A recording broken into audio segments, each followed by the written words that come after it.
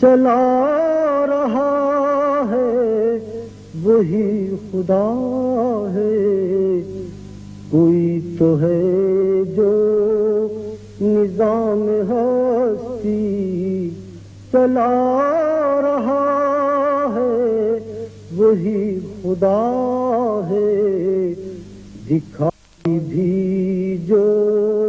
نہ دے نظر بھی جو آ رہا ہے وہی خدا ہے۔ بسم اللہ الرحمن الرحیم، الحمدللہ والصلاۃ والسلام علی خاتم الانبیاء۔ پروگرام کے آغاز سے پہلے میں یاد دہانی کرتا چلوں، اگر آج کے موضوع کے بارے میں کوئی سوال تو 92646264 پر فون کر کے سوال کیا جا سکتا ہے۔ ہمارا آج کا موضوع اس وقت کا موضوع ہے۔ انسان کی زندگی میں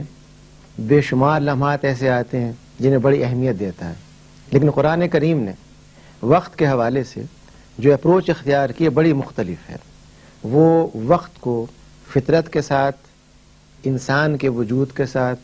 انسان کے طرز حیات کے ساتھ اور اس کے انجام کے ساتھ وابستہ کر دیتا ہے، اور ان تمام پہلوؤں کو ایسے جامع انداز میں پیش کرتا ہے کہ جتنا اس پہ آپ غور کریں نئے نئے معنی سامنے آتے ہیں۔ ہم آج چاہیں گے کہ وقت کے حوالے سے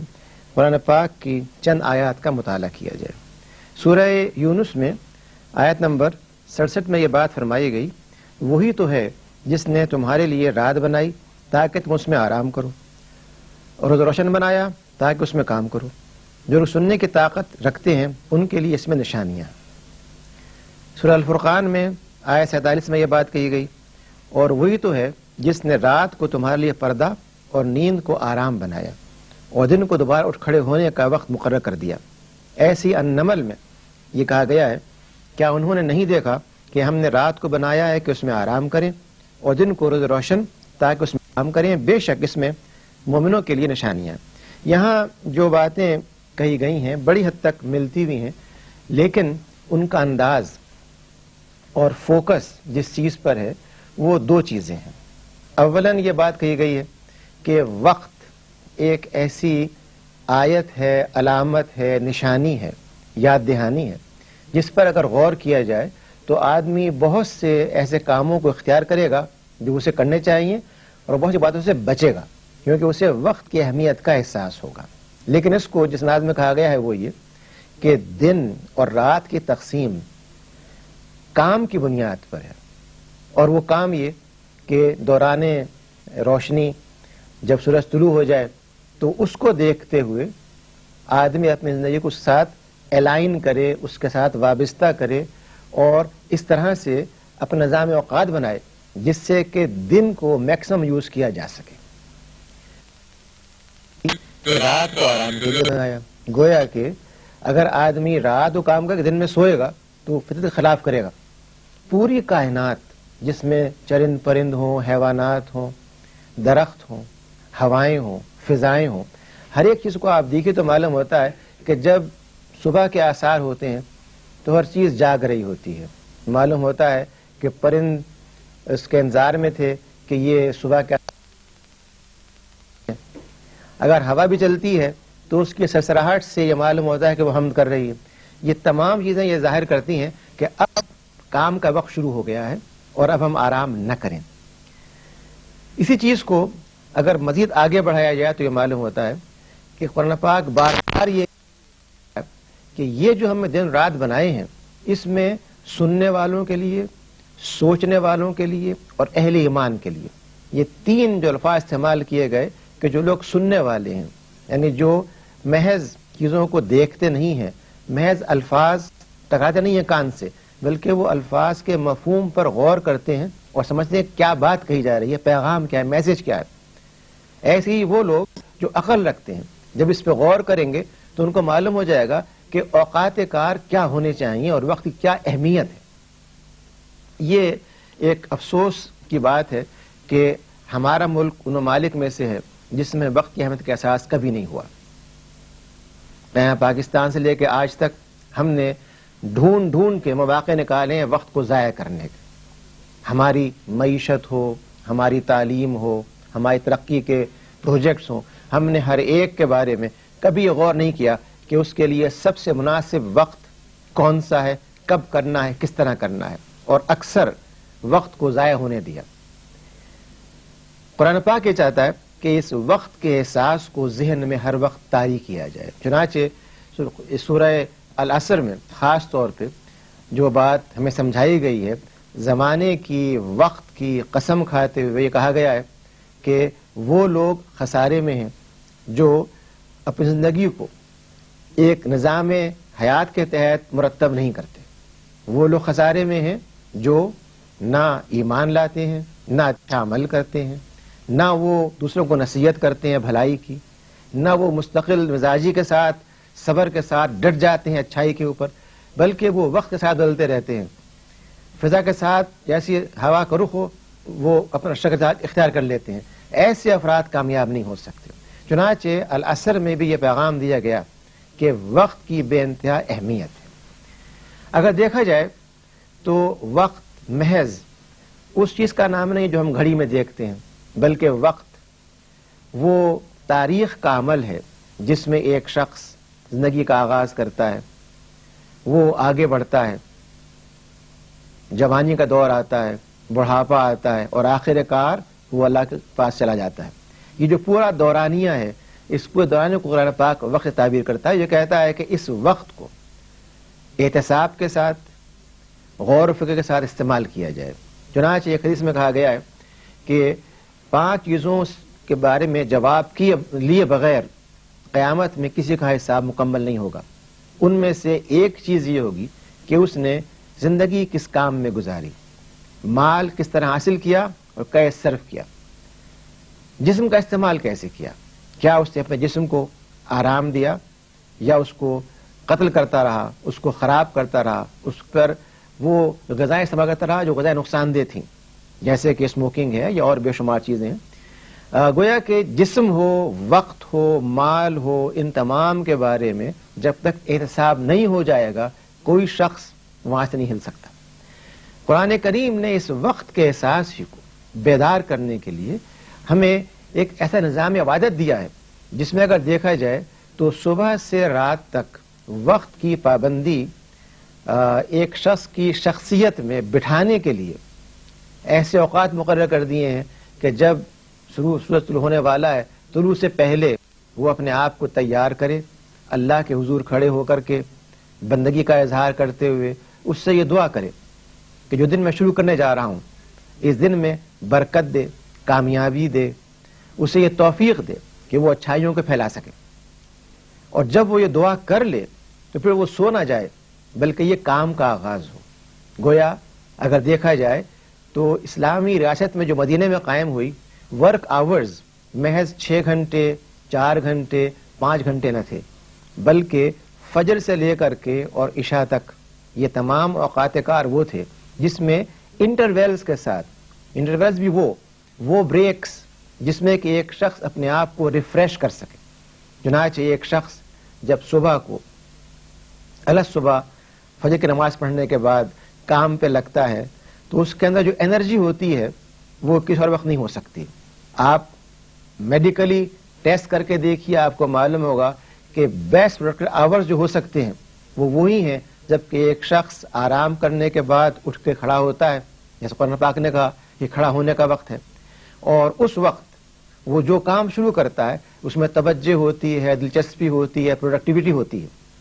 اور جب یہ لیول آف انرجی کسی حد تک کم ہونا شروع ہو جائے اور ظہر کا وقت آ جائے تو وہ دوبارہ اپنے آپ کو ریفریش کرتا ہے.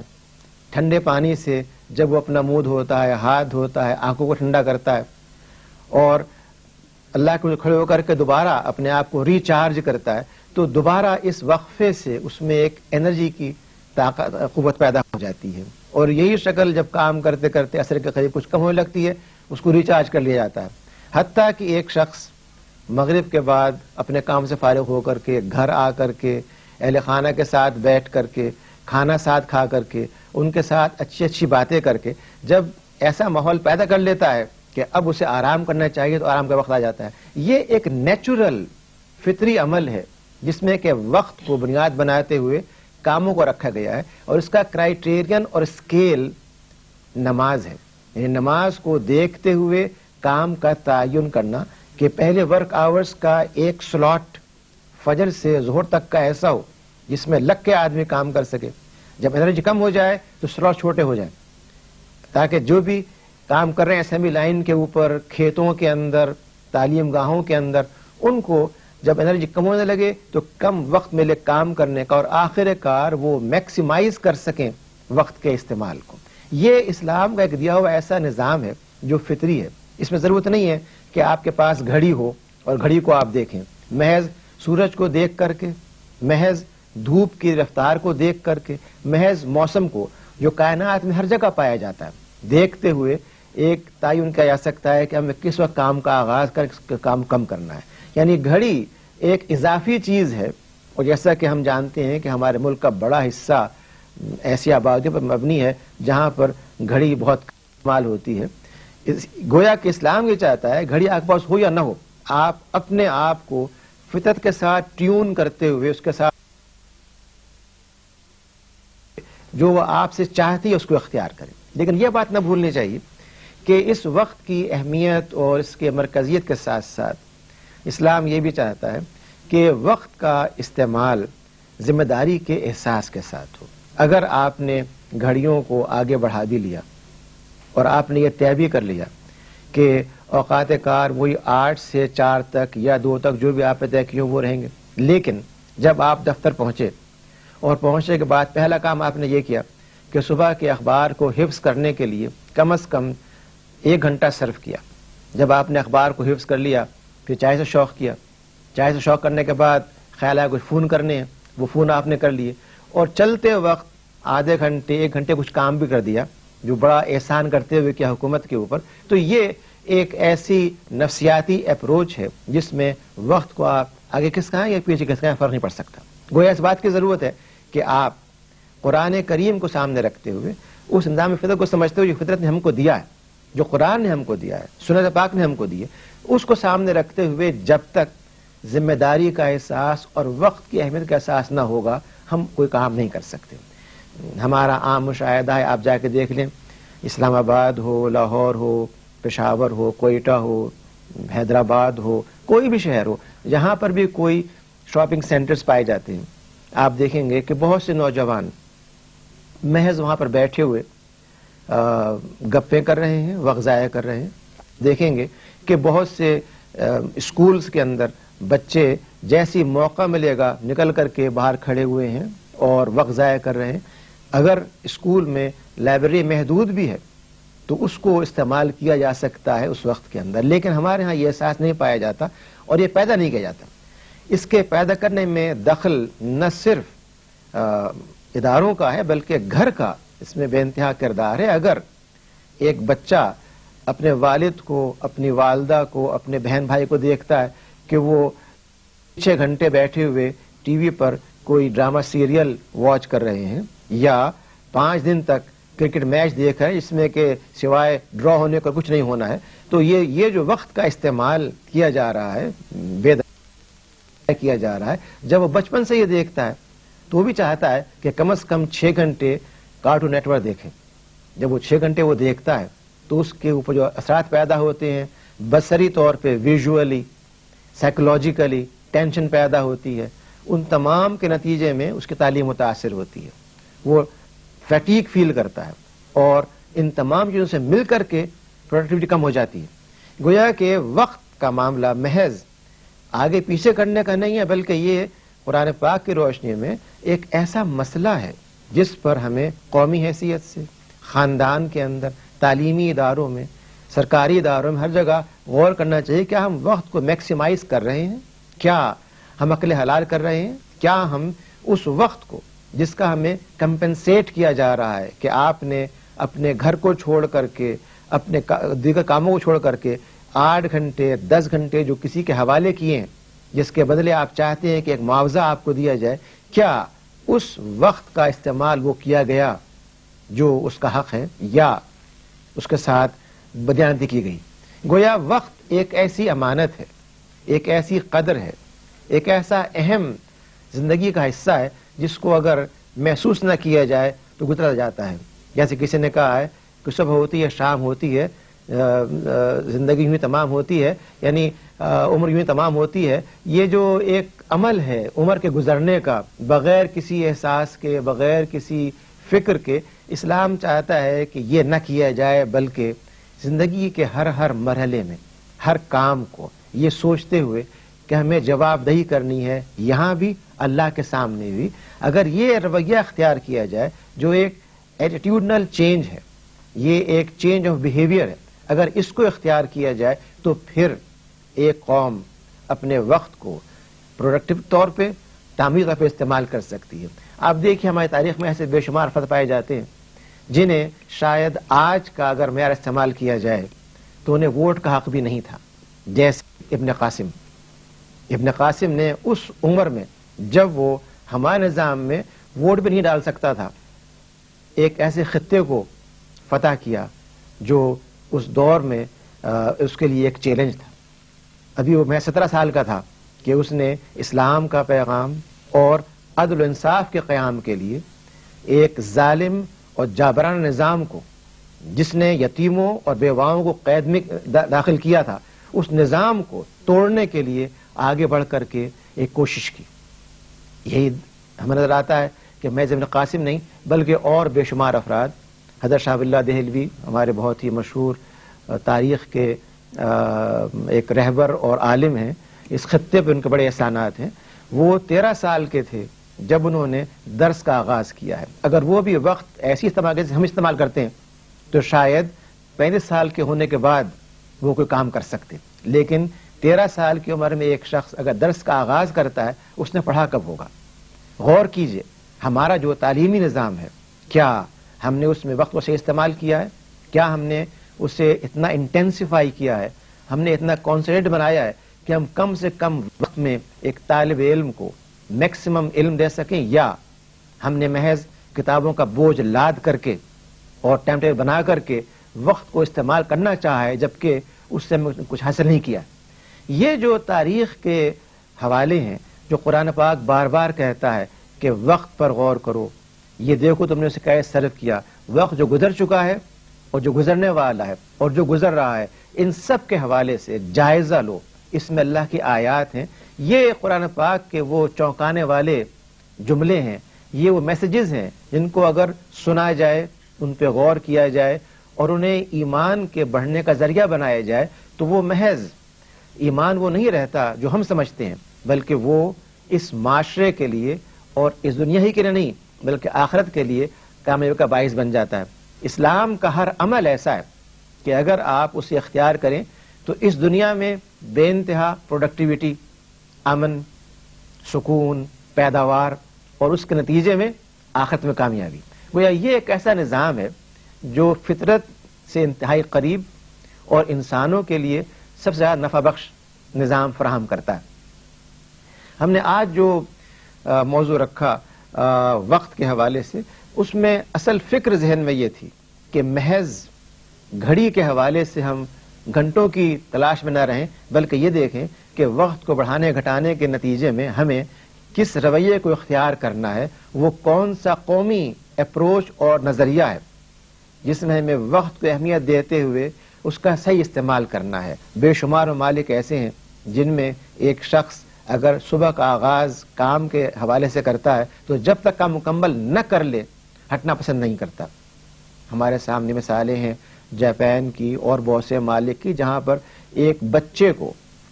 روز اول سے یہ احساس دلایا جاتا ہے کہ تمہیں اتنے وقت میں اس کام کو مکمل کرنا ہے. کیا ہم نے کبھی کوشش کی کہ نظام تعلیم میں، اپنے کاروبار کے اندر، سرکاری دفاتر میں ایک ٹائم ٹارگٹ کے ساتھ ہم کام کریں، یا ہمارا ٹائم فریم ہمیشہ انتہائی فلیکسیبل ہوتا ہے کہ جب بھی آپ کو موقع مل گیا کام کر دیا، اور کر بھی دیا تو ہم سمجھتے ہیں کہ ہم نے بڑا احسان کیا کہ ایک پروجیکٹ دیا گیا تھا جو ہم نے 8 سال میں 10 سال میں ولی نیلی کس طرح سے پورا کر دیا، اور ہم بڑے خوش ہیں کہ ماشاء اللہ ہم نے کارنامہ انجام دے دیا. قرآن پاک یہ چاہتا ہے کہ ایک شخص اپنی ذاتی زندگی میں اپنے خاندان میں، اپنے معاشرے میں، اپنے ملک میں اس امانت کو جو اس کو وقت کی شکل میں دی گئی ہے صحیح طور پہ استعمال کرتے ہوئے یہ کوشش کرے کہ وہ نہ صرف وقت کی پابندی کر رہا ہو بلکہ وہ وقت کا میکسیمم یوز کر رہا ہو، اس کو صحیح طور پہ استعمال کر رہا ہو۔ چنانچہ آپ دیکھیے کہ اگر ایک شخص اپنے کام کرتے ہوئے جی ٹیلی فون جی ہیلو ہیلو ہیلو جی جی میں رابعہ بات کر رہی ہوں راول پنڈی سے۔ جی جی میں نے کوشچن پوچھنا تھا کہ ہم اگر وقت کا فالتو میں ضیاع کرتے ہیں جی کیا یہ گناہ صغیرہ میں آئے گا یا گناہ کبیرہ میں؟ جی بہت شکریہ۔ دیکھیے جہاں تک سوال گناہ کبیرہ یا صغیرہ کا ہے، قرآن کریم نے اور احادیث نے اس بات کو واضح کر دیا ہے کہ جو کبیرہ گناہ وہ متعین ہے، جن میں ہیلو یہ اچھا جن میں وہ سب چیزیں شامل ہیں جن کا ذکر قرآن پاک میں یہ کیا گیا ہے، بد اخلاقی ہے، جھوٹ کا بولنا ہے، قتل کا کیا جانا ہے، اور ان چیزوں کی سزائیں قرآن پاک نے حدیث نے متعین کر دی ہیں۔ لیکن وقت اگر غور کیا جائے تو وہ ان دونوں کیٹیگریز سے بھی ایک بلند کیٹیگری رکھتا ہے۔ اگر آپ نے وقت پہ نماز کو نہیں پڑھا، اگر آپ نے وقت پہ زکوٰۃ نہیں دی، اگر آپ نے وقت پہ روزہ شروع نہ کیا، افطار نہ کیا، تو اس کے بارے میں کیا کہا جائے گا؟ کبیرہ ہے، صغیرہ ہے؟ نہیں، یہ تو ایک وائیولیشن ہے۔ گویا اسلام یہ چاہتا ہے کہ محض ہم اس فکر میں نہ رہیں کہ یہ کبیرہ ہے یا صغیرہ ہے، بلکہ ہم یہ سمجھیں کہ وقت زندگی کے طرز عمل کا ایک پیمانہ ہے کہ آپ نے زندگی کس طرح سے گزارنی ہے، زندگی میں آپ کو کس طرح سے کام سر انجام دینے ہیں، اور جب تک ایک کام کو اس کے وقت پہ نہ کیا جائے اس وقت تک وہ کام قبول نہیں ہو سکتا۔ فرض کیجئے کہ آپ کی بڑی خواہش ہے کہ آپ حج کر لیں اور آپ بجائے ذی الحجہ کے چلے جائیں رجب میں یا شعبان میں کہ حج کرنا چاہتے ہیں، کیسے حج ہو جائے گا آپ کا جب تک وہ وقت نہ ہو؟ اگر آپ کی بڑی خواہش ہے کہ آپ روزہ رکھیں لیکن آپ سحری کریں 9:30 بجے صبح، کیسے روزہ ہو جائے گا آپ کا؟ یعنی وقت جو ہے وہ آپ کو یہ سکھاتا ہے کہ کس چیز کو کس طرح سے انجام دیا جائے، اور یہ پوری ایک تربیت ہے نفسیائی طور پر ایک فرد کی، ایک معاشرے کی، ایک قوم کی۔ اگر قوم کو یہ احساس نہیں ہوتا، جیسے کہا گیا والعصر میں کہ اگر تمہیں کوئی احساس ہو وقت کی اہمیت کا، تو اس کی قسم کھاتے ہوئے یہ بات کہی گئی کہ وہ لوگ سخت خسارے میں ہیں جو اچھے اعمال نہیں کرتے، یعنی جن کی زندگی کے اندر کریٹیوٹی نہیں ہے، پروڈکٹیوٹی نہیں ہے، جو لوگوں کو بھلائی کی طرف نہیں بلاتے اور مستقل یہ کام نہیں کرتے، محض کیجول کام کرتے ہیں۔ یہ جو اپروچ قرآن پاک نے ہم کو دی ہے وہ محض گھڑی کا وقت نہیں ہے، بلکہ پوری زندگی کو ایک تعمیری رخ پہ ڈالنے کی اپروچ ہے۔ جب تک یہ اختیار نہ کی جائے اس وقت تک ہم آگے نہیں بڑھ سکتے۔ جی جی جی فرمائیے۔ ہیلو، میں پروفیسر ودود گیلانی بول رہا ہوں۔ جی فرمائیے۔ میرا سوال یہ ہے کہ حقوق العباد کے لحاظ سے اپنے وقت میں سے دوسروں کے لیے کتنا وقت نکالنا چاہیے اور کیا اس کا نکالنا ضروری ہے یا نہیں؟ جی بہت شکریہ۔ دیکھیے جہاں تک وقت کی تقسیم کا سوال ہے، اگر آپ غور کریں گے تو آپ کو معلوم ہوگا کہ ہم نے جو تقسیم کر رکھی ہے اس میں تو بظاہر یہ معلوم ہوتا ہے کہ سارا وقت ہم اس تلاش میں رہتے ہیں کہ اس کو ضائع کیسے کیا جائے۔ یعنی جو کہا جاتا ہے کہ صحت کے لیے بہت ضروری ہے کہ آپ 7-8 گھنٹے کم از کم آرام فرمائیں، تو 8 گھنٹے اگر آپ نے آرام فرمایا، زندگی کا 1/3 تو آپ نے سو کے گزار دیا۔ اس سونے کے بعد جب آپ جاگے اور آپ نے پھر ناشتہ، پھر کھانا، اور پھر شام کی ایک لمبی محفل کے اندر ڈنر جس میں گھنٹوں آپ بیٹھ کے گپیں کرتے رہیں، تو 1/3 آپ نے اس میں نکال دیا۔ باقی بچے حد سے حد 1/3 حصہ 24 گھنٹے میں سے، اور اس 1/3 کو بھی آپ نے اس طرح تقسیم کی۔ میں نے پہلے گزارش کی آپ سے کہ اگر کہیں پہ 6 ورکنگ آورز ہیں تو اس کو آپ گھٹا کر کے حد سے حد 1 گھنٹے پہ لے آتے ہیں، تعمیر کیسے ہوگی؟ یہی شکل حقوق العباد کی بھی ہے کہ اگر آپ نے سارا وقت محض ان 3 خانوں میں بانٹ دیا کہ آپ کو سونا ہے، آپ کو کھانا کھانا ہے، آرام کرنا ہے دوپہر کو بھی، اور پھر آپ کو کچھ دیر کام بھی کرنا ہے، تو حقوق العباد کہاں پہ گئے؟ قرآن کریم بار بار یہ بات کہتا ہے کہ آپ والدین کو، اپنی اولاد کو، اپنے اقربا کو، اپنے دوستوں کو، اپنے ہمسفر افراد کو، انسانوں کو ان کی خدمت کے لیے وقت نکالیے. جب یہ نہ کیا جائے گا اس وقت تک آپ نے حقوق کو پورا نہیں کیا. اور حقوق ہم کہتے ہیں ان چیزوں کو جو آبلیگیشنز ہیں، ریکوائرمنٹس ہیں، یہ محض ایک تفریح کا ذریعہ نہیں ہوتے. اس لیے حقوق العباد کے لیے بھی وقت نکالنا بے انتہا ضروری ہے. اور جیسے میں نے گزارش کی، جو تقسیم ہم نے کر لی ہے اس کو تبدیل کرتے ہوئے ہمیں سوچنا پڑے گا کہ ہم کس طرح سے وقت کو صحیح طور پہ تقسیم کر کے ایک نئے انداز سے زندگی کا آغاز کر سکتے ہیں. وہی زندگی کامیابی کی ہوگی، اسی وقت ہم پروگریس کر سکتے ہیں، ورنہ ہم محض وقت کو ضائع کرتے رہیں گے. اللہ ہمیں توفیق دے کہ ہم قرآن کریم پر غور کر کے اپنے طرز حیات کو تبدیل کریں، اور وقت کے احساس کے ساتھ، ذمہ داری کے احساس کے ساتھ تعمیری کام میں وقت کو لگا کر کے اپنی زندگی کو، اپنے خاندان کو اور قوم کو صحیح رخ پر لے جا سکیں. واقعی الحمدللہ رب العالمین. اگر کوئی سوال آپ بھیجنا چاہیں تحریری طور پر تو اس کے لیے جو پتہ ہے وہ نوٹ کر لیجئے. انچارج پروگرام نظام ہستی، روشن پاکستان نشریات، اسلام آباد ٹی وی سینٹر، آخا روڈ، اسلام آباد. اور فیکس نمبر ہے 92229249222924. بہت شکریہ. تو ہے جو نظام ہستی چلا رہا ہے وہی خدا ہے. کوئی تو ہے جو نظام ہے